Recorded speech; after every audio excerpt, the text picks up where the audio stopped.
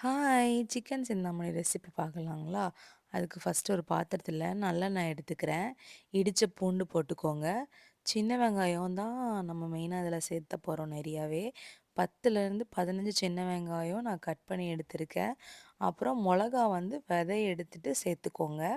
கருவேப்பில போட்டுக்கணும். கருவேப்பிலையும் போட்டு அது கொஞ்சம் வதங்குனதுக்கப்புறம் சிக்கன போட்டுக்கோங்க. நான் வந்து 250 கிராம் தான் சிக்கன் எடுத்திருக்கேன். நீங்க உங்களுக்கு எந்த அளவுக்கு வேணுமோ, அந்த அளவுக்கு நீங்க அளவ மாத்தி பண்ணிக்கலாம். அப்புறம் மஞ்சத்தூள் வந்து போட்டுக்கோங்க. நான் ஆல்ரெடி வந்து மஞ்சத்தூள்ல தான் சிக்கன் வாஷ் பண்ணனால, அதுவுமே வந்து நான் கொஞ்சமா தான் போட்டுக்கிறேன். அப்புறம் வாட்டர் ஆட் பண்ணிக்கோங்க. அதையும் ஆட் பண்ணிட்டு, உப்பு போட்டுக்கோங்க. உங்களுக்கு தேவையான அளவுக்கு உப்பு போட்டுக்கோங்க. உப்பு போட்டு அதையும் நல்லா மிக்ஸ் பண்ணிட்ட பிறகு, நான் வந்து கொஞ்சம் காரம் கம்மியா இருக்கும்னு சொல்லிட்டு பெப்பர் ஆட் பண்ணியிருக்கேன். உங்களுக்கு வேணுனா ஆட் பண்ணிக்கோங்க, இல்லன்னா வேணாம்.